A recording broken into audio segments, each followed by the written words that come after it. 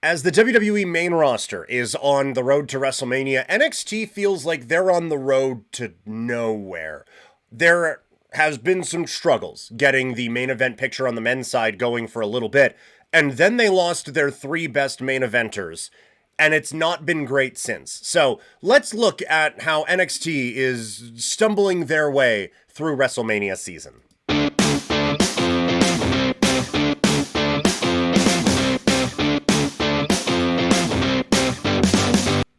So, WrestleMania season is the time where everything gets ramped up. And generally for NXT, it's the same thing with Stand and Deliver.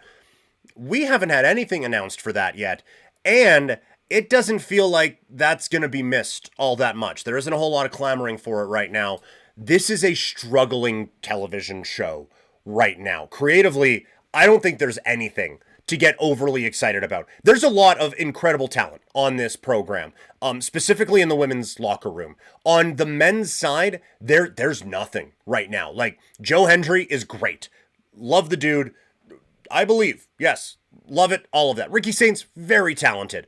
Those are the only two that feel like they are anywhere close to a main event right now. Shiloh Hill could get there. The dudes from Evolve that they just brought up, couple of those guys feel like they could get into that level at some point, but that feels like it's like by this time next year, we're getting into something along those lines. There's nothing ready for this company and for this brand, I guess, specifically at this particular time. And it's why I don't love the handling of Josh Briggs at the moment, where he's going into a losing streak sort of a thing. They need guys coming in here. And I know that there's a lot of talk about a few different performers coming from New Japan to WWE potentially. I don't think any of them are above it. Like, I don't think any of them need NXT either, right? Talking about, David Finlay, Hiromu Takahashi, and Evil.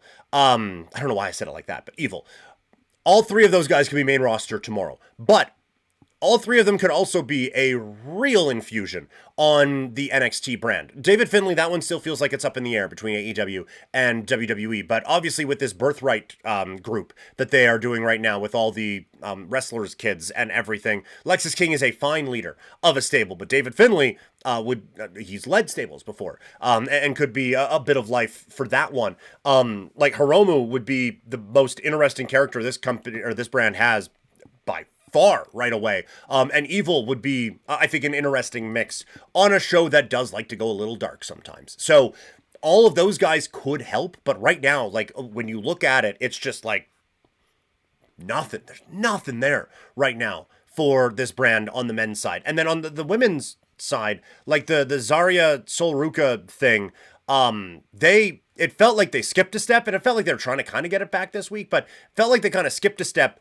taking away the intrigue of the Zaria Sol Ruca thing. Like, there's a lot, we all know where it's going, but it felt like you took away any of the drama of the will they, won't they, and really just kind of, yeah, no, they hate each other now, by the way, because she went to the Royal Rumble. That's the inciting incident of all of this. Like, it just, the areas where you could have intrigue and you could have a fun storyline, the creative just isn't there either. So it's tough when you have a roster that gets pillaged basically, and you have Oba and Trick and Javon head up all in one swoop, and a Javon that you've kind of been building up into kind of this next one that goes away immediately, and you don't get anyone in return, right? Like, it's not like there was a send down or anything that helped them out there. So it's tough, and it does feel like things are a little bit flying by the seat of their pants on the main roster right now. So booking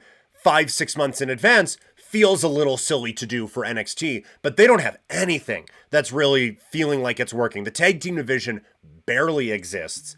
They're trying the speed stuff. I don't love it. I don't know anyone who's clamoring for more of it. Like, there's talent.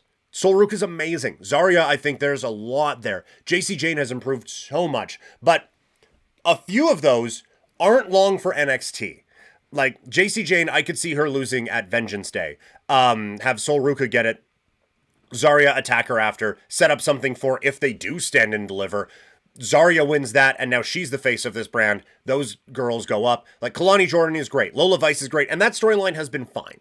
But there's so much talent, and it is not getting helped at all by the creative decisions that this brand is making at this particular time. What do you guys think? Am I being too hard on HBK and NXT? Let me know down in the comments, and we can keep that conversation going.